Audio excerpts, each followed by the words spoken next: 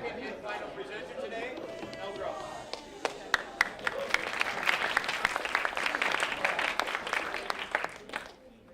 Hi, my name is Mel, and today I'm going to be talking about originality and inspiration. Nowadays, there's so much work being shared all the time, it's really hard to find something truly new. As high school students and teachers, I'm sure you're all familiar with the term plagiarism. We know the rules. Don't plagiarize. Cite your sources. Explain with your own words. And teachers have accessible tools they can use to check if the work was plagiarized or not. But in the art world, things get a lot harder.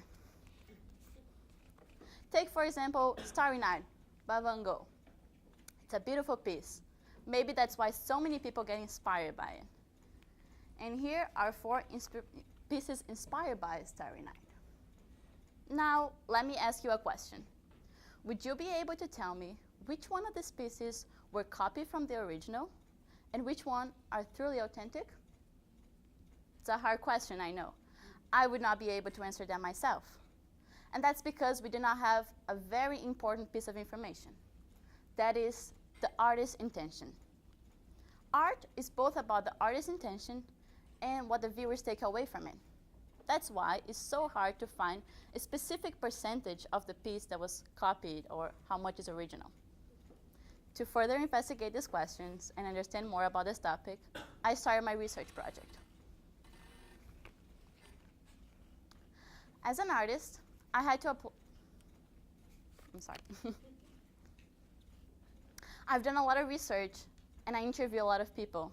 And if there was one thing we all agreed on, was that copying was an essential step on the creative process. This is a great slide that illustrates the elements of creativity and summarizes my research. So the first step should be to copy something that really inspires you until you master it. Then you can transform and combine with other techniques you have already mastered, so you create something new. As an artist myself, I had to apply these elements into my own work and try them out.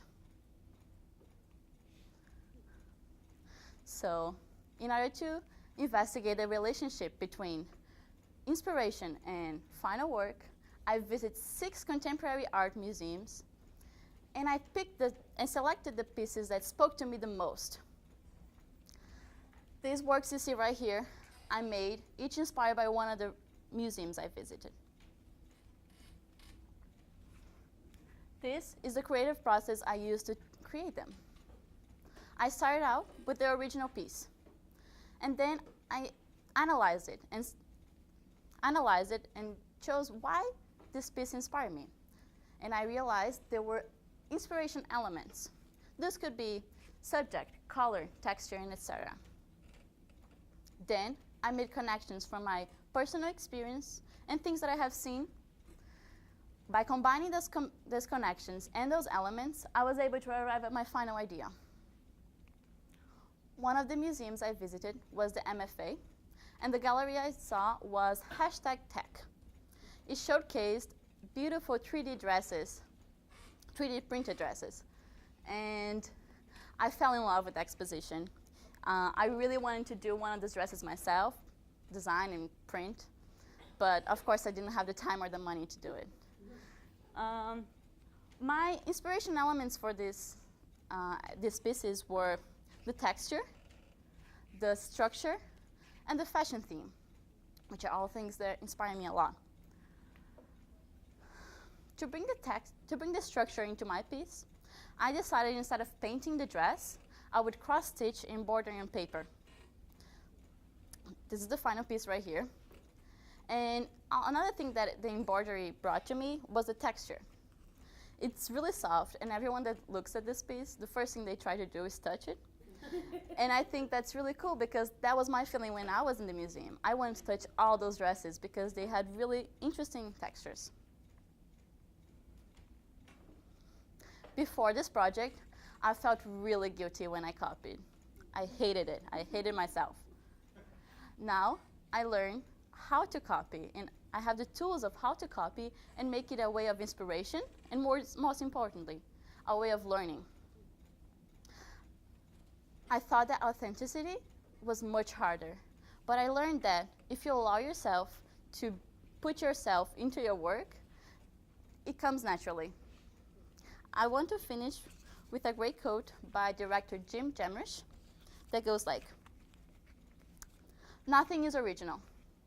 Steal from anywhere that resonates with inspiration or fuels your imagination. Devour old films, new films, music, books, paintings, photographs, poems, dreams, random conversations, architectures, bridges, street signs, trees, clouds, bodies of water, light and shadows. Select only things that speak directly to your soul. If you do this, your work and tap will be authentic.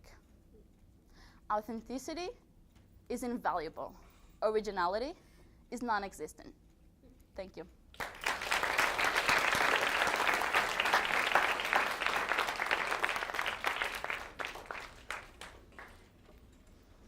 Questions? Yeah.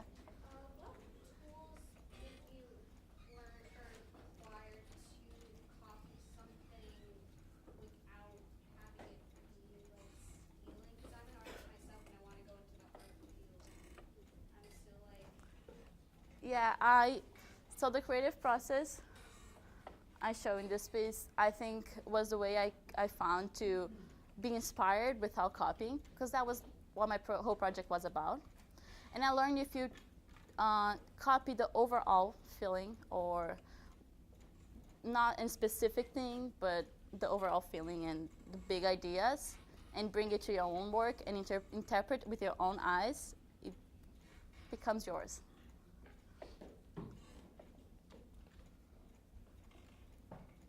which piece did you have the most fun creating? I think this bag was really, really frustrating and really hard to figure it out how to put it together. But it was fun at the end, and I'm really proud of it.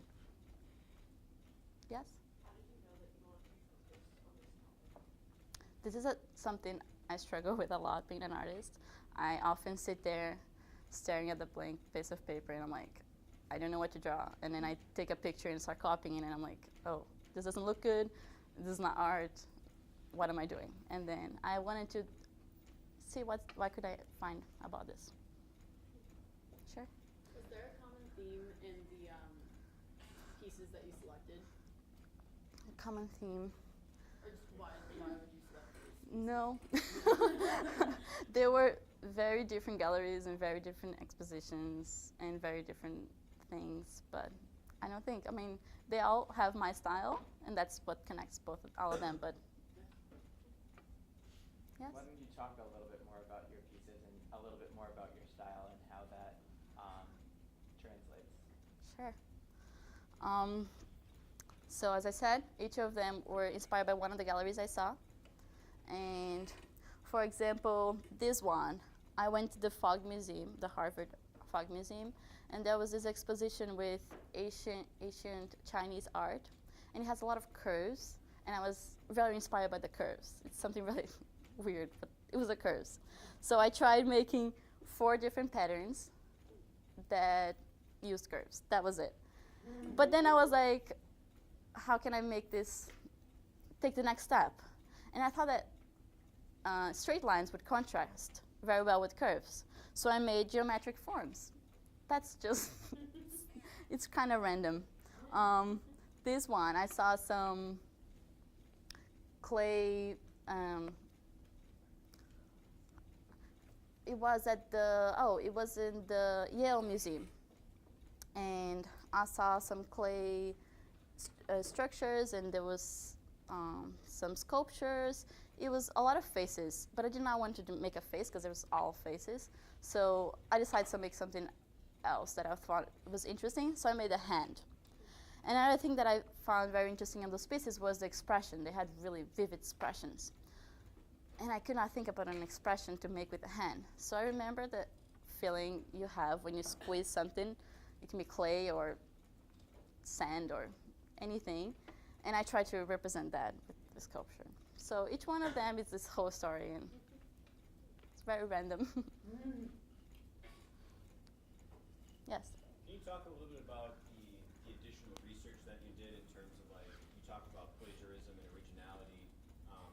art world, you talk about how it's difficult to define. Is that as true for music, creative writing, as it is for like actual fine art? I did focus mostly on visual arts, but I learned a lot about the copyright industry and how it worked. And what I learned is that it's very subjective in all of the art fields. As I said, it's both about the artist and who sees it, and we're all different. So it's really case by case. But it's all in all fields is like that. So who are some people that you talk to give you a little more perspective? Sure. I interview 2 art teachers in here, which are also visual artists. I interview a writer, which is actually a student, Ian Dowing. I interviewed a museum curator in Salem. And I researched the rest of the art fields. I did some research on the theater and on music as well.